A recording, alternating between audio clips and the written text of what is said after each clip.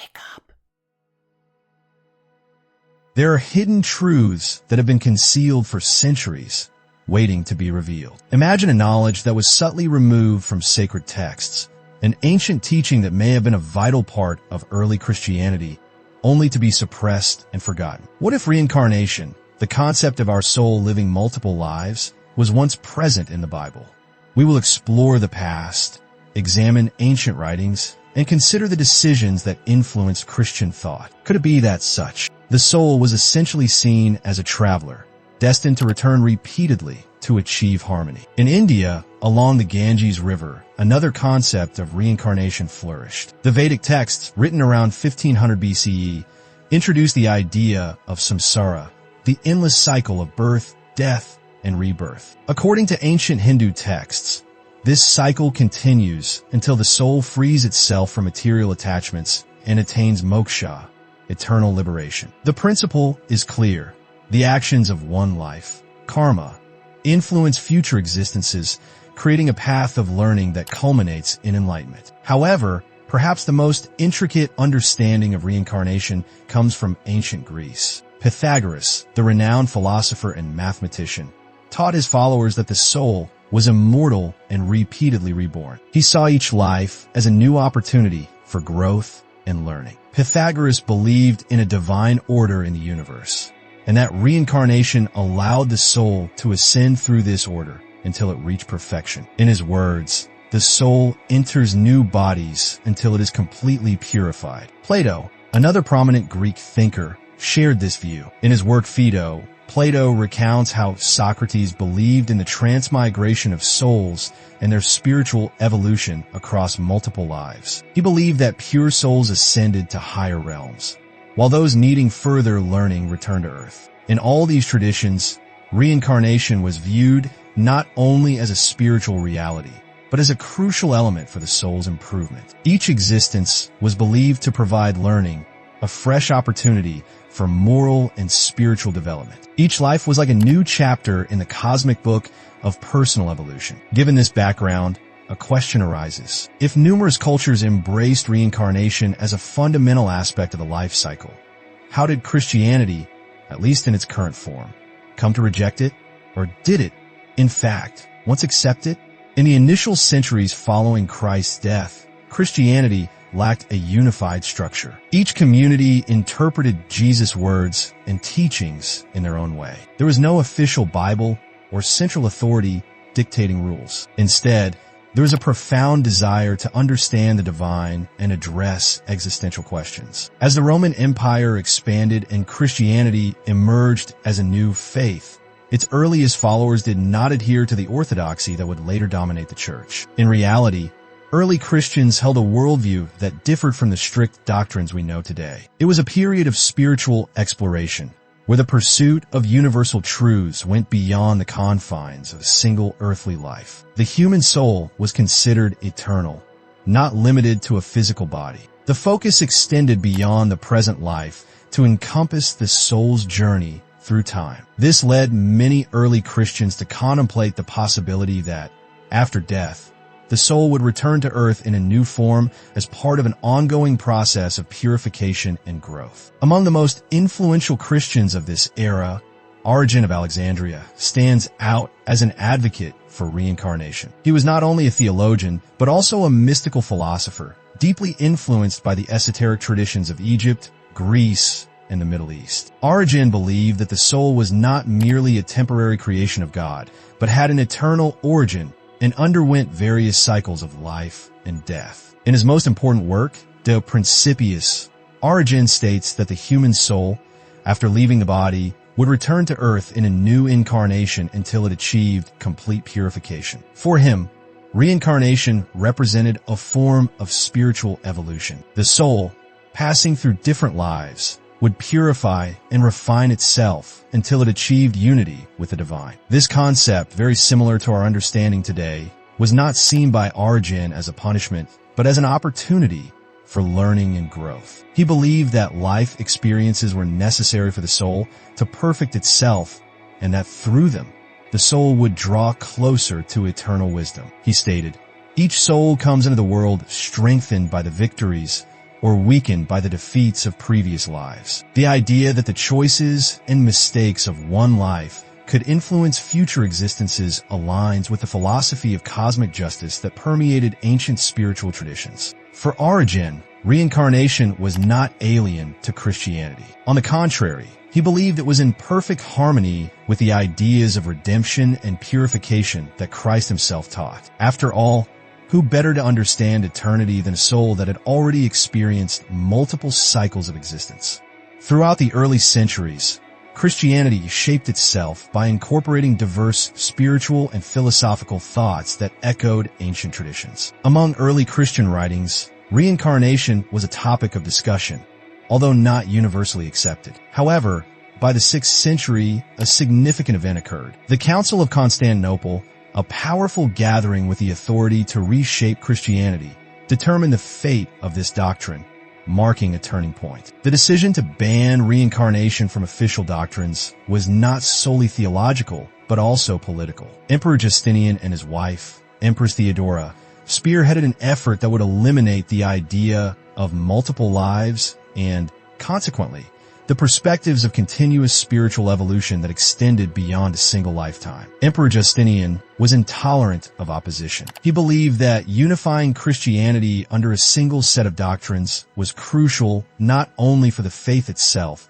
but also for maintaining order within his empire. Reincarnation, with its implications of multiple lives and spiritual self-sufficiency, challenged the central authority of the Church, which sought to control the soul's destiny and redemption. Supported by his politically astute and determined wife, Theodora, Justinian convened the Second Council of Constantinople in 553 AD. This council became a pivotal moment. With the support of ecclesiastical leaders closely aligned with imperial power, Justinian used the council to establish a uniform doctrine. The Council of Constantinople brought together bishops and theologians from various regions, particularly from the Christian East, although some representatives from the West were also present. Key figures included Patriarch Eutychius of Constantinople, who presided over the council, and Bishop Vigilius of Rome, who initially opposed certain decisions but ultimately yielded to imperial pressure. The removal of reincarnation from Christianity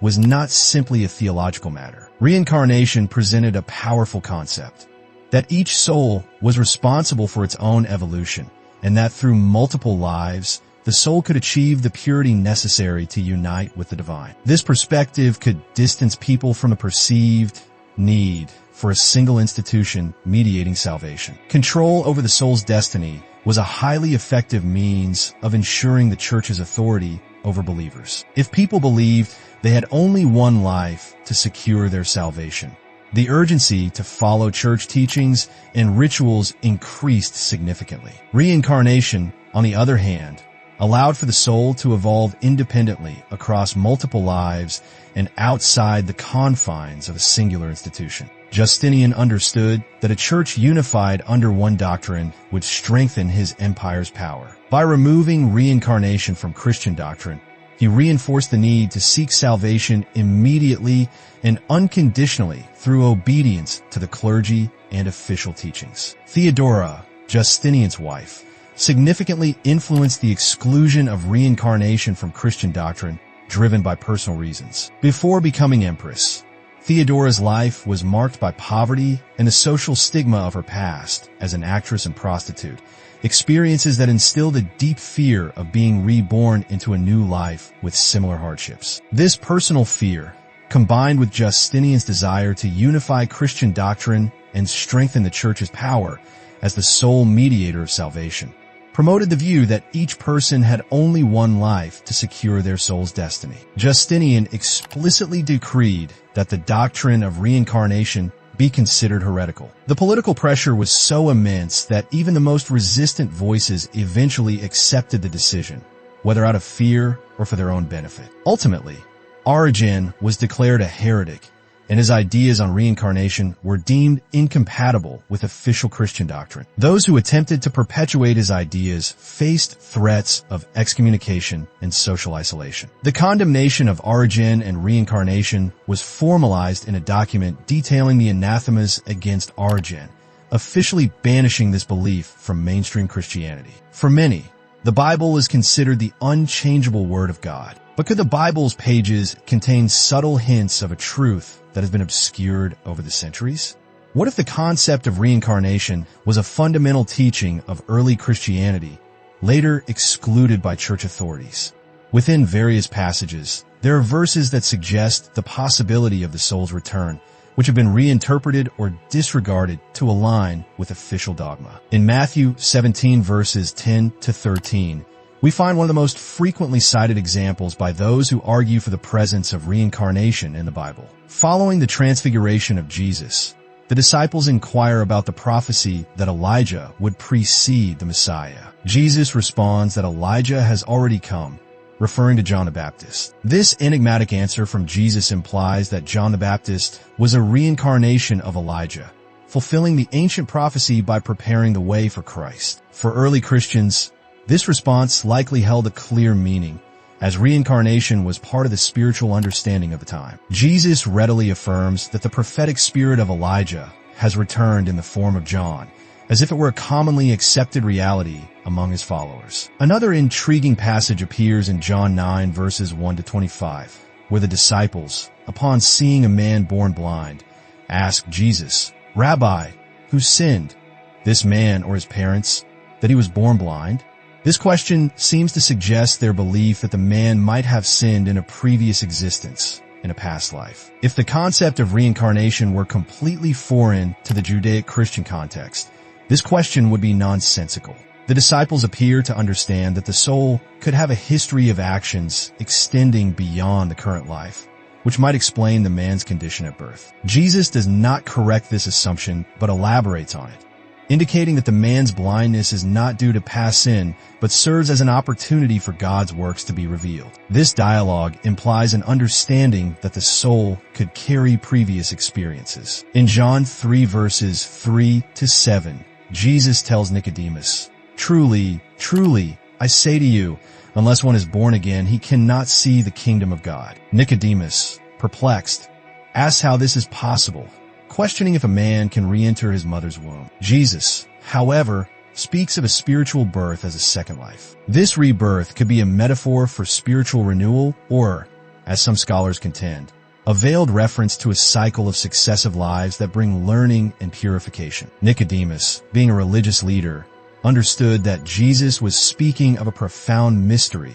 not merely a physical rebirth. The literal interpretation does not align with the depth of Jesus' message, which clearly states that new birth is key to spiritual evolution, a concept that could easily align with the idea of being reborn across multiple lives. The doctrine of reincarnation, although suppressed in various Western traditions, is experiencing a resurgence in modern spirituality as a quest for meaning, purpose, and, above all, an understanding of our very existence. In an increasingly fast-paced world where the pressure for instant achievement often overshadows inner growth, the idea of multiple lives emerges as an antidote, offering a path of continuous learning and soul evolution. For modern spirituality, reincarnation is not simply a notion of what happens after death, but a way to comprehend the human experience. It suggests that each life is a unique opportunity for growth, a chance for purification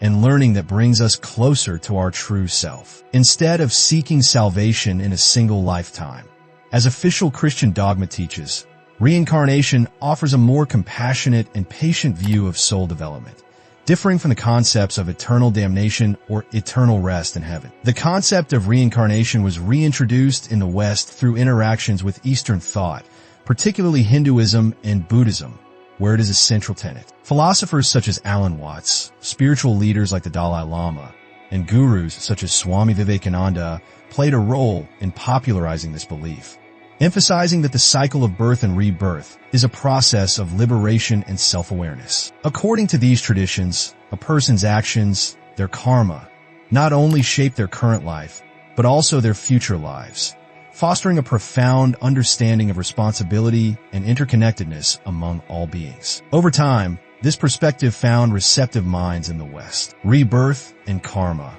once considered exotic ideas, became fundamental for reflection, leading to a renewed understanding of life and the soul. Beyond philosophy, Reincarnation has also gained traction within modern psychology. Researchers like Ian Stevenson, a psychiatrist and professor at the University of Virginia, dedicated decades to studying cases of children who reported detailed memories of past lives. These studies uncovered remarkable evidence where children from different parts of the world described facts about deceased individuals they had never met, recalling specific details such as names and places, which were later verified. Past life regression practices, popularized by therapists like Brian Weiss, suggest that exploring experiences from previous lives can help individuals resolve deep-seated traumas, phobias, and emotional blockages that appear to have no origin in the current life. Rather than viewing reincarnation solely as a philosophical concept, transpersonal psychology explores the possibility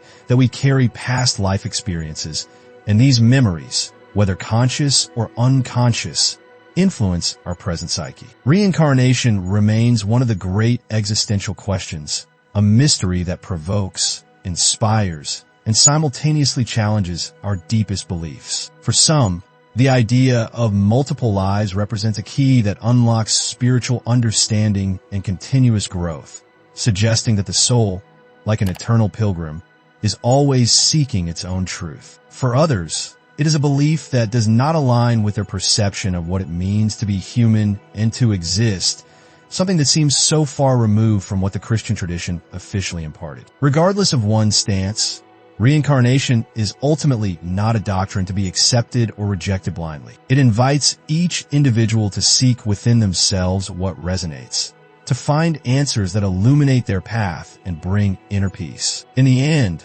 whether our essence is part of an eternal cycle of rebirths or a unique breath upon the earth, what truly matters is not the destination, but how we live here and now. What counts is whether we are living with purpose, compassion, responsibility, and a heart overflowing with love. Thank you for watching. So, as we contemplate the enduring mystery of the soul's journey, consider this.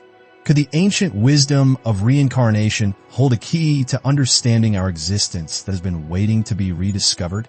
If this exploration has resonated with you and sparked a new way of thinking, please help us share this message and allow our channel to grow. Like this video, subscribe for more insightful lessons, and turn on notifications so you don't miss our next journey into the depths of knowledge. Your support helps us continue to unravel these fascinating questions together.